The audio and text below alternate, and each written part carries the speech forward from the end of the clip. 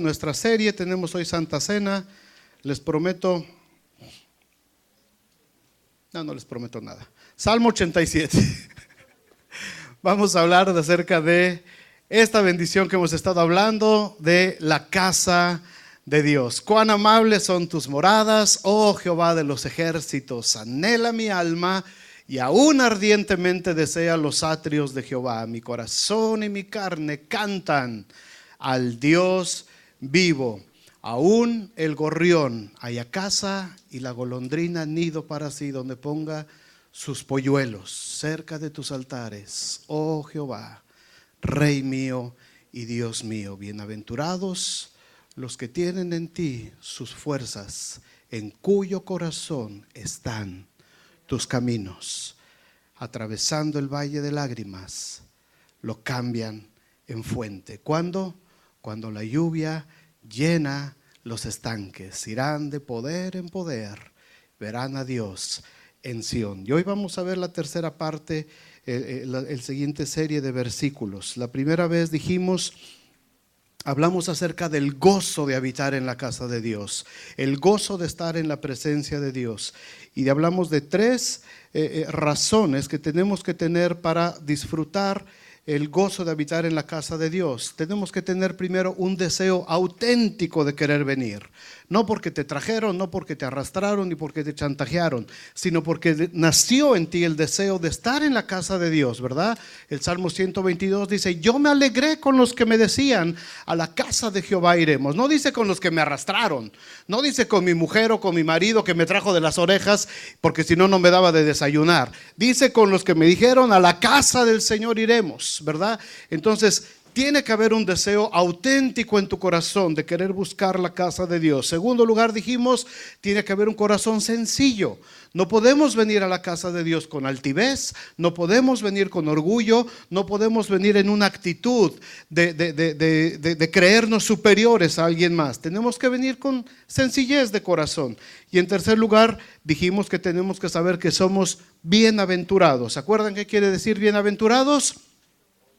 Doblemente feliz, pero aparte en las bienaventuranzas en la Biblia quiere decir que hay una gracia especial de Dios sobre nosotros. En la segunda plática, en el segundo tema, hablamos acerca también de los beneficios que recibimos cuando estamos en la casa de Dios. Y hablamos de tres beneficios. Dijimos que hay cientos de beneficios a lo largo de la Biblia que recibimos por estar en la casa de Dios. Pero este Salmo de Coré nos habla por lo menos de tres beneficios. El primero, ¿se acuerdan? Fue satisfacer nuestra necesidad, no solamente por comodidad, por conveniencia, sino por amor a la presencia de Dios. Número uno, tener a Dios en nuestras fuerzas puestas en Él. Podemos confiar y tener nuestras fuerzas puestas en Dios. El segundo beneficio, cambiar la forma como percibimos nuestra situación, ¿verdad? No es solamente quejarse, no es solamente decir que la cosa está mal, sino es decir, qué bendición, Dios está conmigo a pesar de que la situación está difícil, ¿verdad? Me platicaba mi cuñada de la cocinera de allá del rancho. Dice, es una hermana que irradia el gozo de Dios. Cada vez que la saludas en la mañana, hermana, ¿cómo está?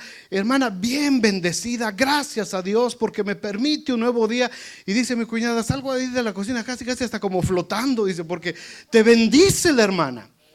A pesar de que está enferma, a pesar de que tiene necesidades, a pesar de que tiene problemas, ella irradia el gozo del Señor. ¿Por qué? Porque ella ha entendido este principio, este concepto. No es la situación la que estás viviendo la que determina tu estado de ánimo, es tu relación con Dios. Es cómo tienes un concepto claro de quién es Dios. Por eso dice, atravesando el valle de lágrimas, lo cambian en fuente. Cuando la lluvia, la gracia de Dios, la bendición de Dios, la palabra de Dios llena los estanques, todos los espacios huecos adentro de nosotros. Y después dijimos que el tercer beneficio es poder caminar en la vida cristiana, de poder en poder, ¿verdad? De gloria en gloria, de victoria en victoria. Cada vez que te aprendes un versículo bíblico es una victoria. ¿Cuántos tuvieron victoria esta semana? Se las pregunto, amenes. Ya no fue tan amén. Cada vez que te aprendes un versículo bíblico Es un pasito que das en la vida cristiana. Cada vez que abres tu Biblia y meditas un ratito en la palabra de Dios, avanzas un poquito de poder en poder, ¿verdad? Verán a Dios en Sión. Y hoy vamos a ver entonces cuál es el compromiso. Coré nos lleva a reflexionar en los últimos versículos de este salmo. ¿Cuál es nuestro compromiso que adquirimos al habitar en la casa de Dios? Y fíjense cómo empieza el versículo 9, Coré, esta última parte del Salmo. Dice, mira, oh Dios, escudo nuestro, y pon los ojos en el rostro de tu ungido. Va a ser un compromiso, Coré. Está hablando de un compromiso, Salmo 84:9, está hablando de este compromiso, pero fíjate bien, yo no sé cuántos de nosotros nos atreveríamos para hacer un compromiso con Dios, en decirle, mírame Señor, cara a cara voy a hacer un compromiso contigo. Coré se anima a decirle al Señor, pon tus ojos en el rostro de tu ungido. Y se anima a hacer estos tres compromisos. El primer compromiso es un llamado a la santidad. Versículo 10. Porque mejor es un día en tus atrios. ¿Que qué? Léanlo conmigo, aquí está enfrente si no traen Biblia. Escogería antes estar a la puerta de la casa de mi Dios. ¿Que qué? Que habitar en las moradas de maldad. Otra vez, todos juntos. Porque mejor es un día en tus atrios que 1000 fuera de ellos. Escogería antes estar a la puerta de la casa de mi Dios que habitar en las moradas de maldad. Primer compromiso para estar en la casa de Dios: huye del pecado. Sepárate del pecado. El primer compromiso es un llamado a la santidad, a permanecer lejos de la maldad del pecado, no solamente por mí, sino por mi familia, sino por lo que mis hijos pueden sufrir las consecuencias de mis errores. ¿Verdad? Estos niños que vimos en el video, ellos estuvieron pagando las consecuencias de los errores de sus padres. Sus padres, por habitar en las moradas de maldad, se llevaron entre los pies a esos niños. Solamente son 40. ¿Cuántos millones de esos niños hay en el mundo, hermanos, en esas situaciones?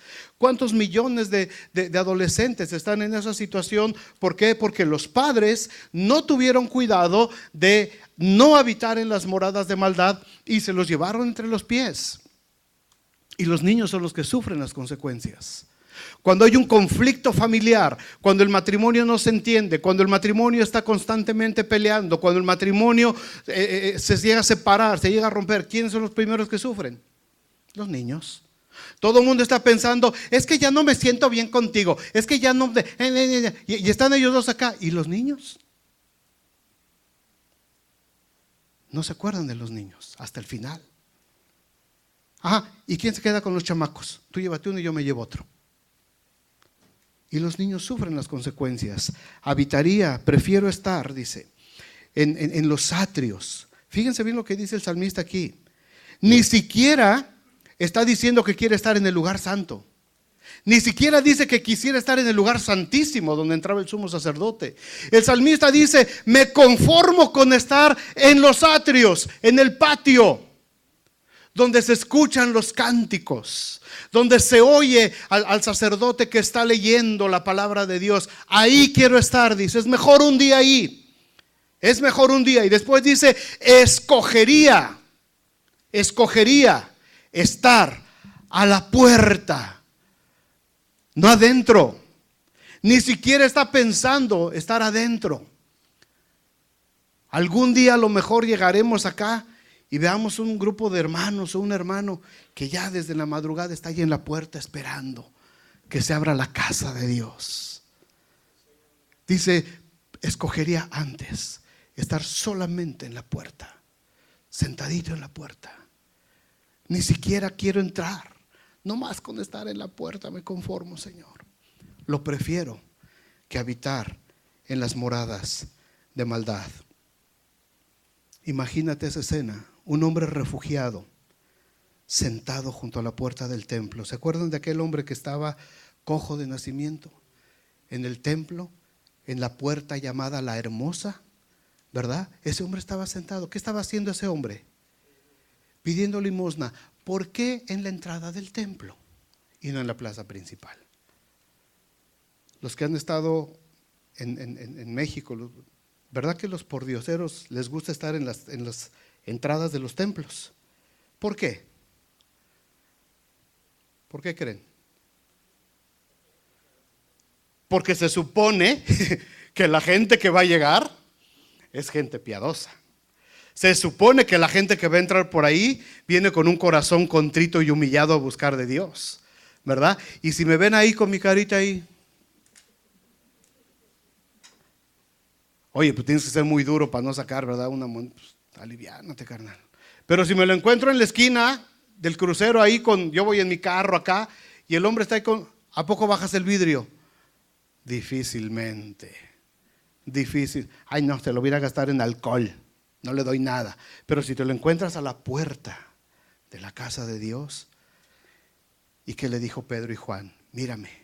¿A dónde? A los ojos. Señor, dice el salmista, pon tus ojos en el rostro de tu ungido. Y Pedro le dice, no tengo plata ni oro, pero lo que tengo te doy. En el nombre de Jesucristo, levántate y anda. Escogería antes estar como pordiosero en la puerta de la casa de mi Dios que habitar en las moradas de maldad. Pero para eso, hermanos, tenemos que huir del mundo. Primera de Pedro 1:3, fíjate cómo lo dice el apóstol Pedro. Como todas las cosas que pertenecen a la vida y a la piedad, nos han sido dadas por su divino poder, mediante el conocimiento de aquel que nos llamó por su gloria y excelencia. Y el 4 dice, por medio de las cuales nos ha dado preciosas y grandísimas promesas, para que por ellas llegaseis a ser participantes de la naturaleza divina. Pero pone la misma condición de Coré, habiendo huido de la corrupción que hay en el mundo a causa de la concupiscencia. Ya les he dicho varias veces qué es la concupiscencia. ¿Qué cosa es?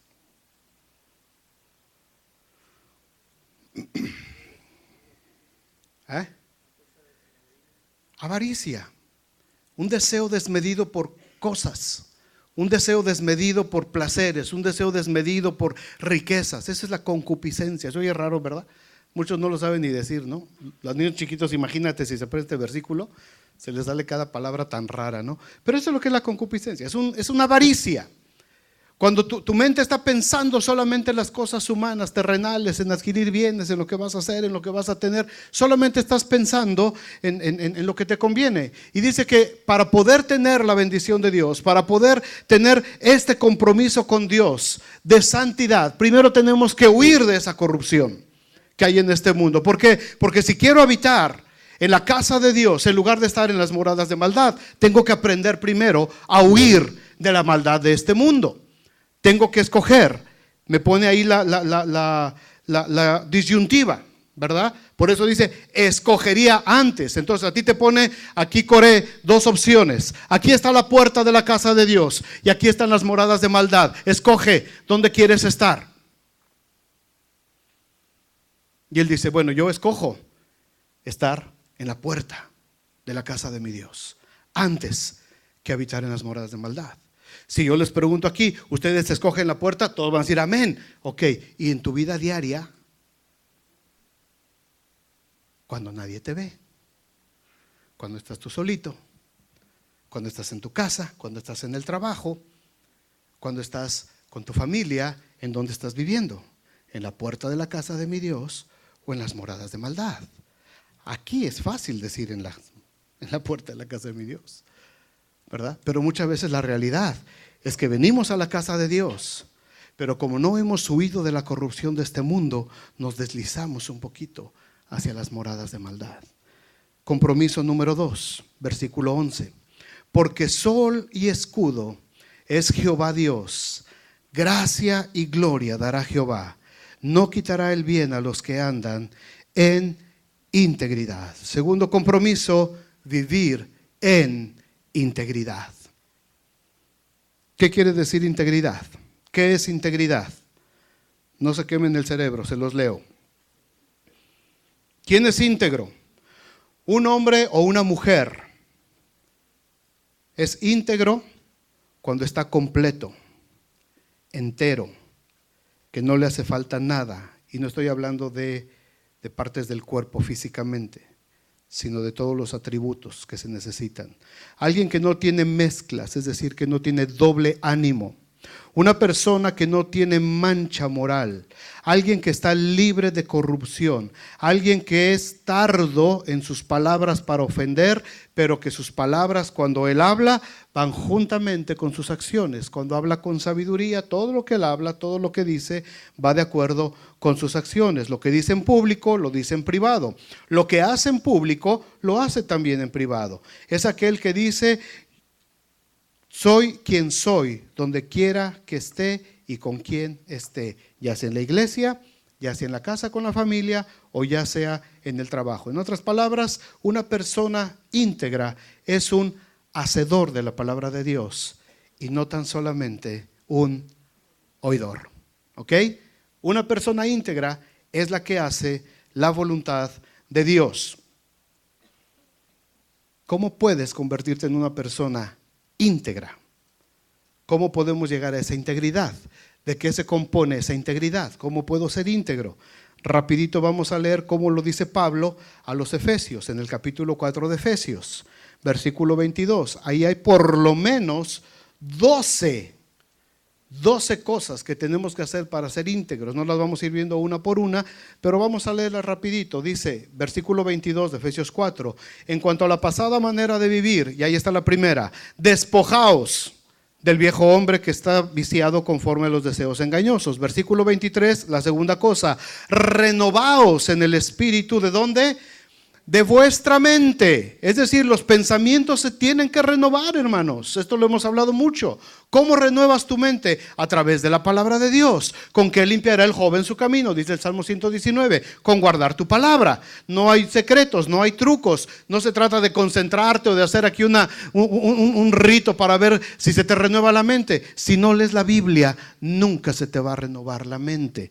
Número 3, el versículo 24 dice: vestíos del nuevo hombre, creado según Dios en la justicia y santidad de la verdad. Quinta cosa, ¿cómo podemos ser íntegros? Versículo 25, por lo cual dice: desechando la mentira. Es decir, quita la mentira. Dice: habla verdad, cada uno con su prójimo, porque somos miembros los unos de los otros, no nos andemos mintiendo. Sexta cosa, 26, airaos, pero no pequéis. No se ponga el sol sobre vuestro enojo. ¿Se vale enojarse? Se vale enojarse. ¿Se vale darte un agarrón? Se vale darte un agarrón, obviamente sin violencia. Pero no se vale que llegues al punto del pecado. ¿Cuándo se convierte el enojo en pecado? Cuando se convierte en ira y no lo puedes controlar. Yo me puedo molestar con mi esposa, me puedo molestar con mi hija, pero no llega al punto de convertirse en ira. Airaos, enójate, moléstate por alguna situación que salió mal, por algo que no te gustó, por algo que salió mal en el trabajo. Se vale enojarte porque tenemos carácter. Lo que no se vale es que te quedes con tu coraje y con mañana me la va a pagar, ya sé, a la hora del lunch ya le voy a meter un habanero ahí en el sándwich. Cuando empiezas a tramar la venganza, ¿cómo lo voy a hacer? A maquinar acá en el cerebro, en las caricaturas, en los cómics, ¿se acuerdan? Salían los engranitos, ¿verdad? El profesor Aguililla contra el pájaro loco, maquinando, ¿cómo lo voy a destruir? Airaos, pero no pequéis, dice. No se ponga el sol sobre vuestro enojo. Si te enojaste hoy en la mañana, aprovecha enojarte en la mañana para que te dure. Disfrutes tu enojo. Porque ya en la tarde, dice el Señor, ponte a cuentas con el que te enojaste y se olvidó el asunto. Las broncas de ayer se quedaron ayer. Hoy es un nuevo día. Y si las misericordias de Dios son nuevas cada mañana, ¿qué derecho tengo yo de estar sacando el pasado para estárselo restregando a otra persona? Si Dios ya lo perdonó, si Dios ya lo borró, ya se queda en el pasado. Airaos, pero no pequéis. ¿En qué número voy? No sé. Número 27. No deis lugar al diablo. No deis lugar al diablo. Es decir, aléjate de los lugares o de las situaciones que sabes que te pueden comprometer. Si ya sabes que tu debilidad son las chelas, las frías, las elodias, las sudadas, ya sabes que es tu debilidad, ¿para qué le juegas al vivo con los cuates? que te están invitando, oye, vete para la casa, que porque... No deis lugar al diablo. Ya sabes que nomás en cuanto oigas, pss, ya valiste. Ya. No le des lugar al diablo. Si sabes que ciertas personas ahí en el trabajo se juntan para estar comentando, hablando de la gente, chismeando, no deis lugar al diablo, no te acerques. ¿Para qué le buscas tres pies al gato? Es lo que quiere decir Pablo aquí, escribiendo a los mexicanos, ¿no? ¿Para qué le buscas tres pies al gato? Si ya sabes dónde está el problema, si ya sabes dónde hay un lugar donde te puede causar un conflicto, apártate, aléjate de ahí. ¿Número qué? Bueno, capítulo 28 y razón no sé cuál. El que hurtaba, el que robaba, no hurte más, sino trabaje haciendo con sus manos lo que es bueno para que tenga que compartir con el que padece necesidad. El que robaba, ¿qué tal? ¿Cuántos aquí han robado? No levanten la mano, nomás piénsenle ahí, no quiero balconear a nadie, ¿verdad? Un dulce a lo mejor de niño, es robo, mano. ¿Le sacaste al monedero de mamá alguna vez? Eso es robo. ¿Le sacaste de la cartera al marido? Eso es robo. ¿Le robaste a Dios? ¿Le robaste en tus diezmos a Dios? El que hurtaba dice, ya no se vale. ¿Quieres ser íntegro? ¿Quieres cerrar un compromiso de integridad con Dios? Dice, ahora trabaja y haz con tus manos lo que es bueno, para que tengas que compartir con el que padece necesidad. Va a ser una bendición ver esas despensas, Rudy y Mari, la próxima semana. Yo quiero ver por lo menos 10 despensas, por lo menos. La vez pasada hicimos 4, se me hicieron muy poquitas, ¿no? Vamos por 10 por lo menos. ¿Les parece bien? 10 despensitas. Vamos a bendecir a 10 familias. Dice, para que tengas para compartir con el que padece necesidad. Versículo 29, otro compromiso para estar en integridad. Ninguna palabra corrompida salga de vuestra boca, sino la que sea buena para la necesaria edificación, a fin de dar gracia a los oyentes. Otra vez, ninguna palabra corrompida salga de vuestra boca, ni una palabrota, ni una grosería.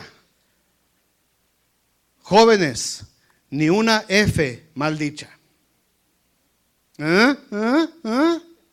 Porque se nos hace muy fácil, ¿verdad? Pero la Biblia dice que de una misma fuente no puede salir agua dulce y agua amarga.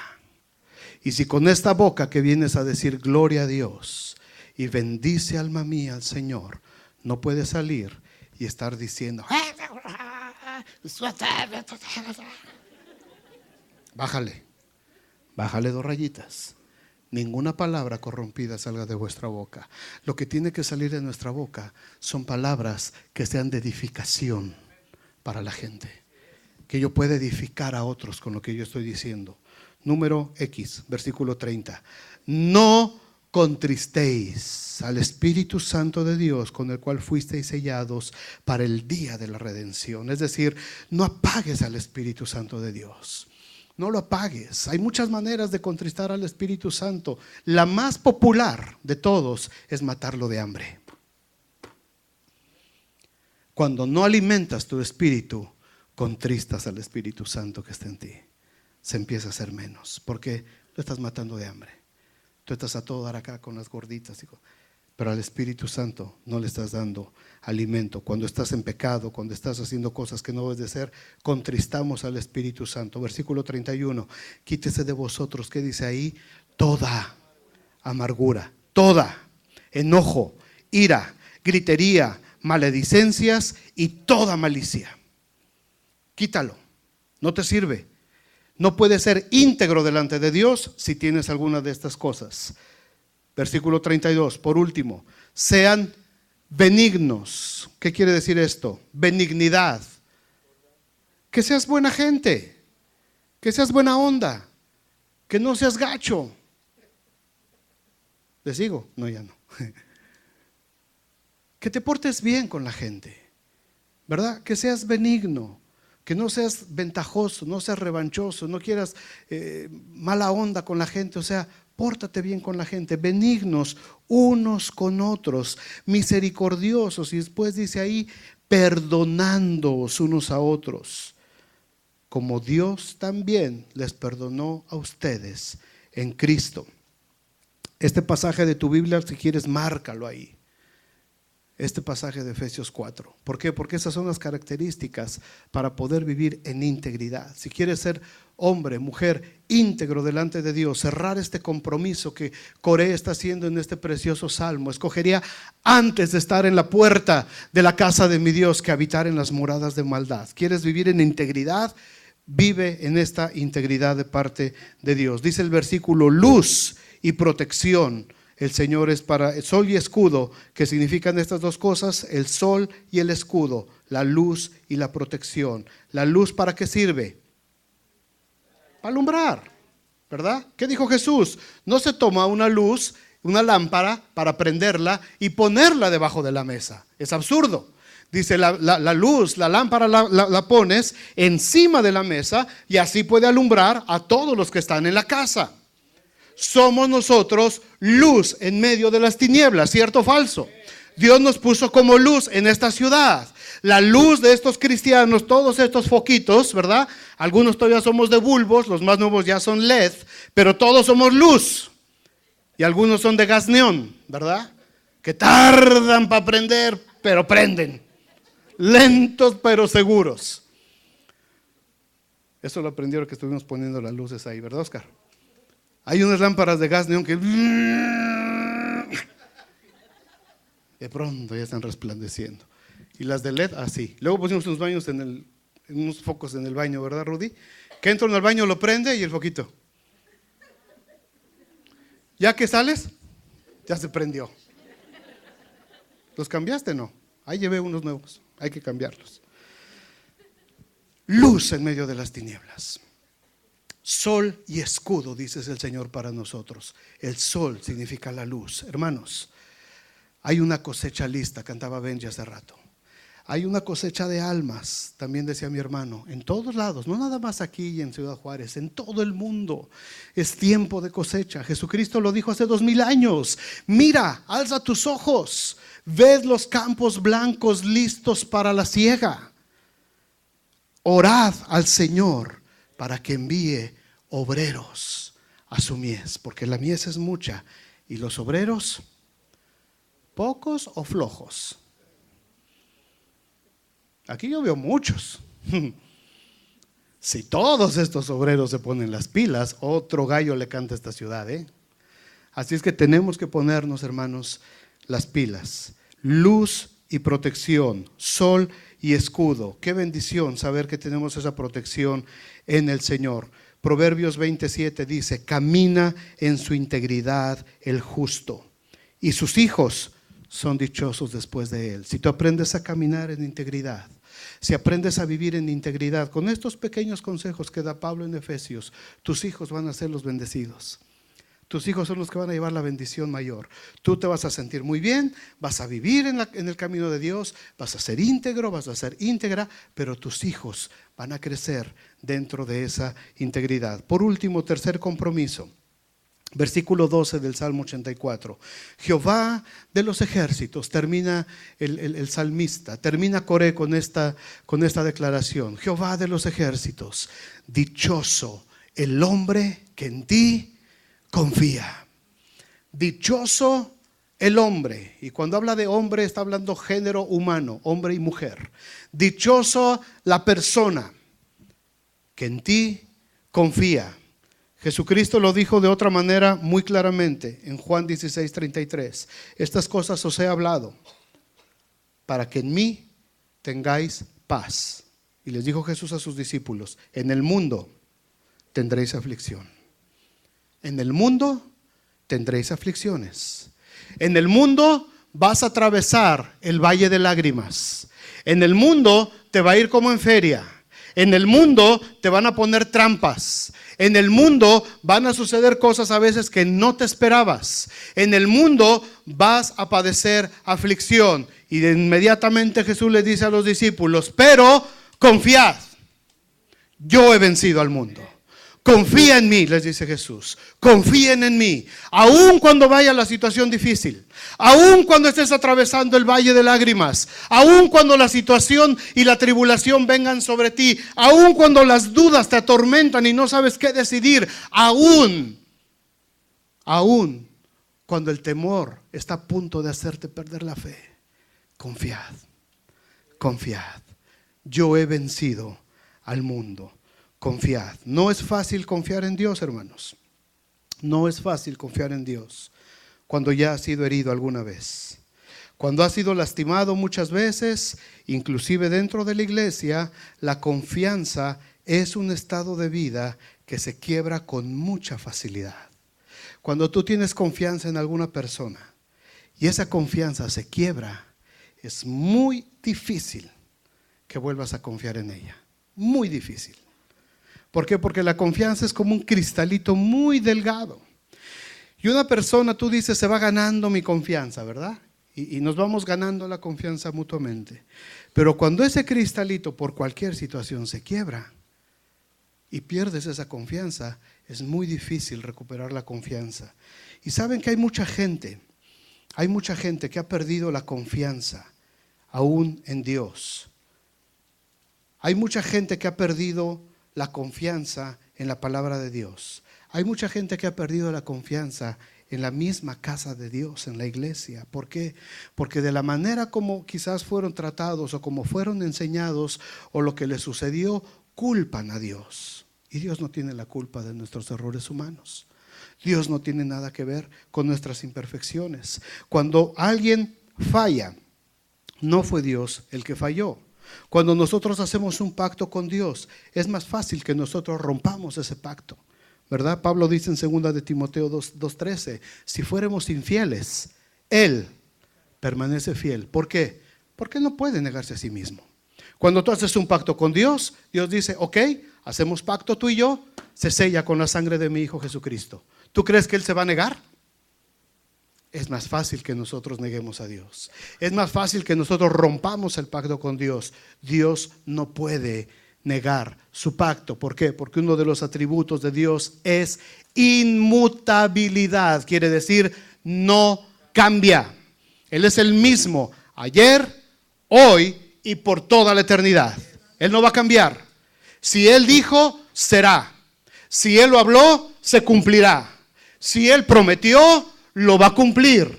Y si Él dijo, te prevengo de esto, también lo va a cumplir. Dios es el mismo todo el tiempo. No importa lo que te hayan dicho acerca de Dios o a lo que tú hayas creído para perder tu confianza en Dios y alejarte de su casa.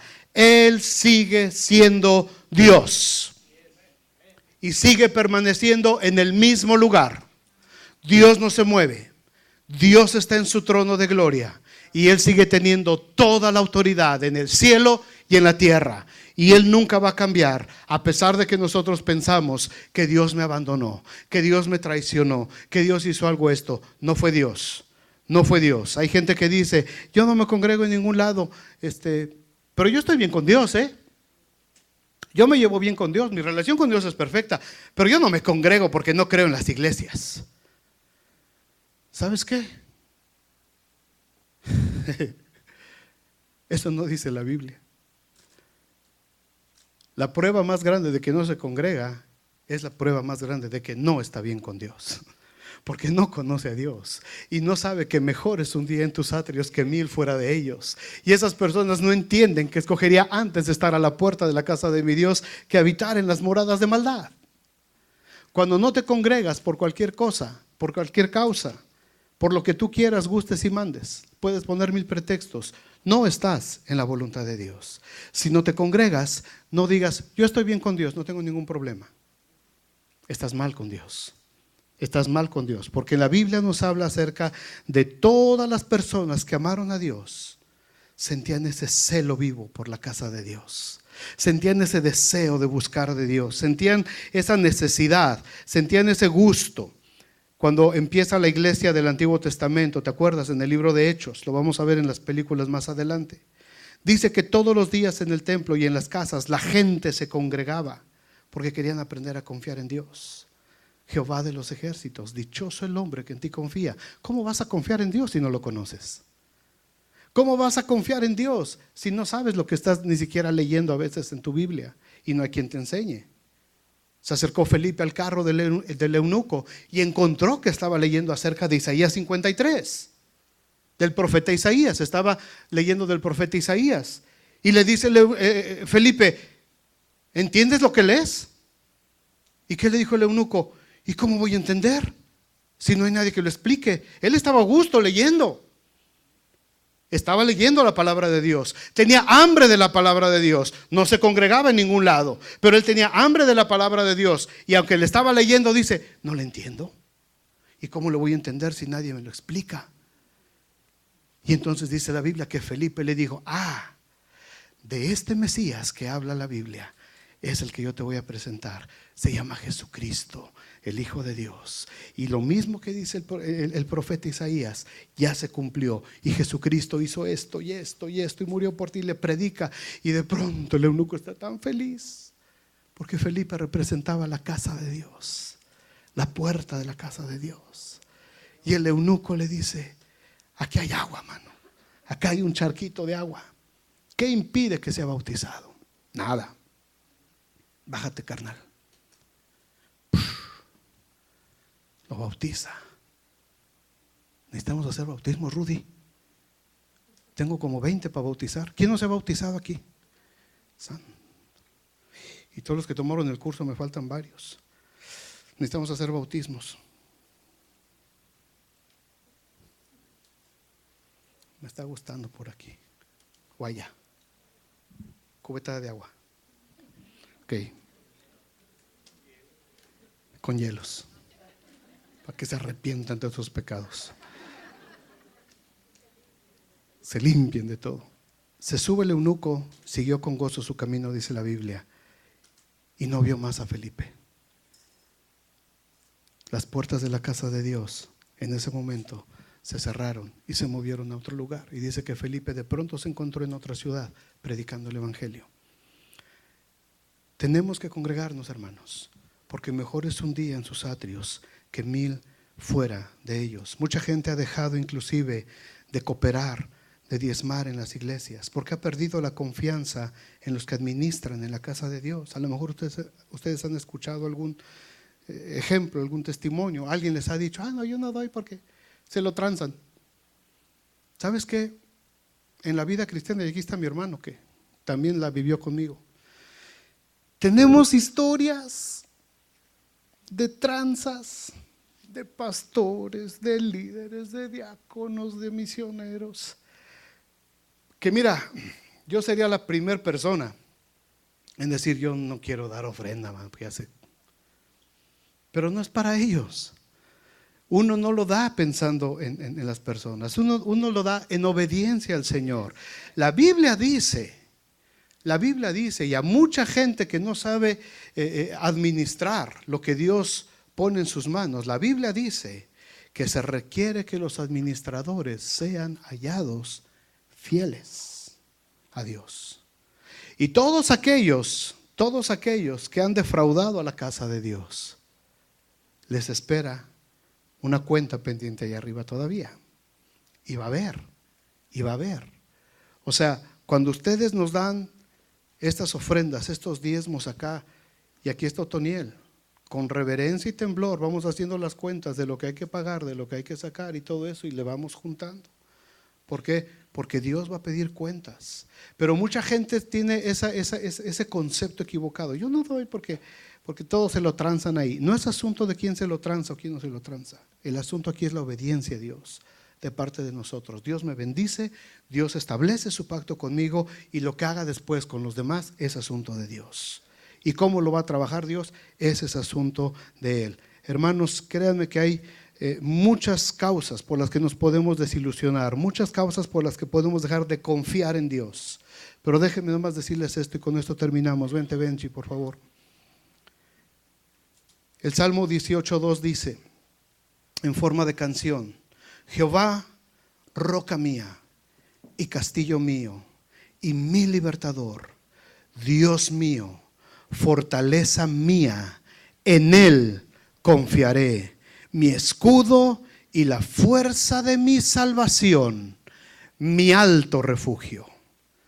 Mi alto refugio. Y termino diciéndoles esto.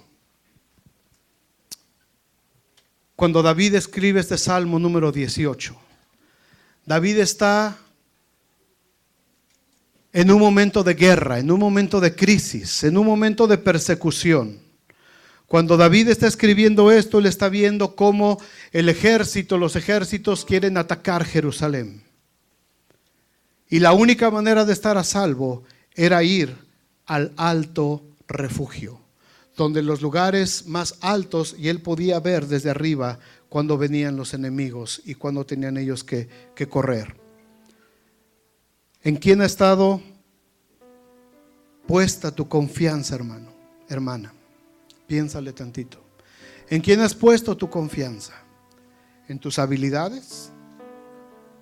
Porque eres muy bueno, porque eres excelente haciendo esto y lo otro, y has puesto tu confianza en tus habilidades, en tu dinero, en tu trabajo, en tus padres, en tu esposo o en tu esposa.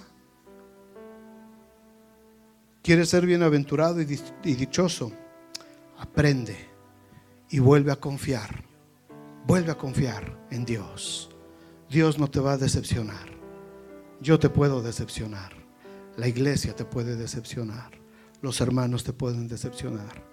Dios no te va a fallar. Dios no te va a fallar.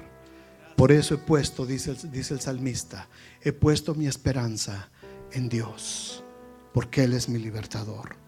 A David lo traicionaron aún sus propios hijos, aún la gente más cercana a él, pero él tenía su confianza puesta en Dios. 3 compromisos que tenemos que hacer con Dios para poder disfrutar del gozo de habitar en su casa. Número 1, huye del pecado. Número 2, camina en integridad. Número 3, confía en Dios. ¿Cuántos quieren cerrar este compromiso con Dios? Hoy le quieres decir a Dios: Señor, hoy decido, escojo huir del pecado, escojo empezar a vivir en integridad y escojo confiar en ti nuevamente, confiar en ti solamente, sin importar lo que haya pasado alrededor. Pónganse de pie, por favor. Si quieren entrar a los chicos de este lado, acomódenlos acá para que no estén ahí atrás los muchachos. Vamos a terminar tomando la cena del Señor.